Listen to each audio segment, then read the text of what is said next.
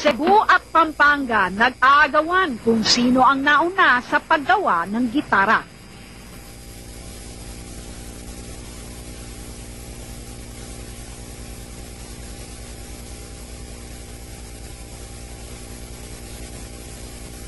Kilala ang Cebu sa danggit at otap. Ang Pampanga naman ipinagmamalaki ang tosino at longganisa. Pero may isang produkto na pinag-aagawan ng dalawang probinsyang ito, ang gitara. Sino nga ba ang orihinal na gumawa ng gitara sa Pilipinas? Ang mga Cebuano o ang mga Pampanggenyo? Si Aladin Bacolodon on special assignment.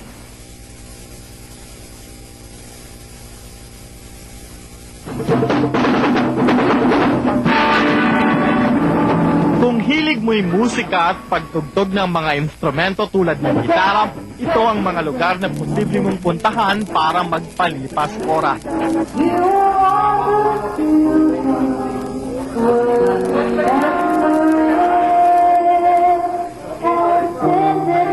At kung ang hanap mo naman ay gitarang orihinal at may kalidad, hindi lang Cebu ang maaring puntahan. Dahil dito sa Pampanga, patok ang paggawa ng gitara. Ito ang pagmamalaking inilahad sa akin ni Lolo Arsenio Bansil. 72 taong gulang. Dating may pabrika ng gitara at 16 na taong naging kapitan ng Barangay San Antonio. Dito ang ginawa, dito sa San Antonio.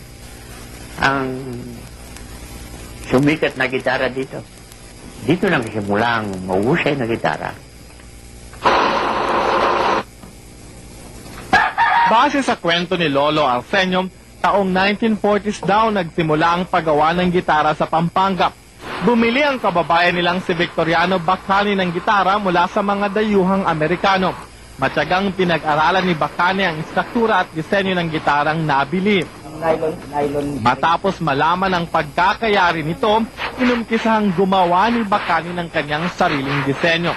At nang magtagumpay ito sa kanyang eksperimento, agad na itinuro ni Bacani ang teknolohiya sa kanyang mga kamag-anak. Ano man daw ang pagsusumikap na gawin ng mga Kapampangan, hindi nila matanggap na napag-iwanan sila ng panahon at kasaysayan dahil hindi nakilala ang kanilang probinsya, lalo na ang kanilang barangay sa produktong gitara.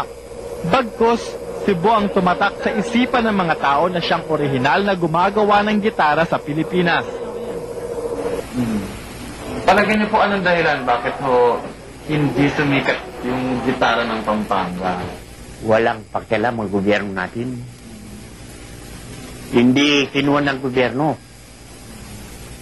Ay hindi katulad ng Marikina. Pinagyabang ng gobyerno yan. Sinuro, tinulungan. Pero dito sa gitara, walang tulong ang gobyerno. Subalit, iba ang paliwanag ni Bebot Alegre, isang luthier at may-ari ng pabrika ng gitara sa Mactan, Cebu. Paano mangyayari na mapupunta doon sa Pampanga ang pag-start ng art of guitar making na wala naman nagland doon na foreigner? Kung saan nanggaling yung art of guitar making? Walang nagland sa kanila, walang barkong dumaong doon. It's already a history, a part of the history, not only by the historians, but also from our forefathers. Ani Bebot, nasa ikatlong henerasyon na ng kanilang pamilya ang pagiging luthier sa Mactan. Kaya't mahirap maniwala ang mga Kapampangan ang nag-migrate sa kanilang lugar upang ituro ang teknolohiya sa pagbubuo ng gitara. According to one of my source, Mr. Adolfo Timluat, he is a Filipino-born citizen and naturalized in Spain, so he's now a Spanish citizen. He mentioned to me one person during that time who is a Cebuano and migrated in Luzon, particularly in Pampanga. Then he started the art of guitar making in Pampanga, and it spread out. Subalit, iba ang kwento ni Romy. Mahigit 10 taon nang gumagawa ng gitara sa Pampanga. Ang alam ng tao, Cebu talaga ang unang gumawa ng gitara. This is wrong. Yun ang mali. Kasi nag-research ako eh. Napatunayan ko na talagang Pampanga. Ang nangyari lang, merong isang lumanog na nag-migrate sa Cebu. Nagsama ng ibang mga tauhan at nakapag-asawa yata doon. inumpisahan ng magturo doon. Inumpisahan nilang magnegosyo doon. Yung mga traditional na bandurya. Bukod sa gitara, orihinal na produkto din ng Pampanga ang bandurya na ginaya lamang umano ng mga Cebuano. Para kay Romy, tanging gitara ang alam na gawin ng kanyang mga kababayan. Dahil sa gitara, napagtapos nila ang kanilang mga anak.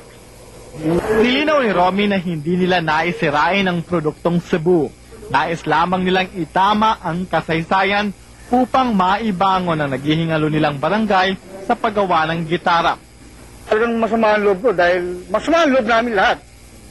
Dahil dapat yung recognition sa amin eh. Di ba, lahat naman ng tao, kung may nauna kang ginawa, dapat ma-recognize na sa'yo yun. Hindi namin sinasabi huwag kayong gumawa ng gitara. Hindi yun. Yung sa akin ano lang, yung recognition. Yung history lang ng guitar making ang gusto kong itama.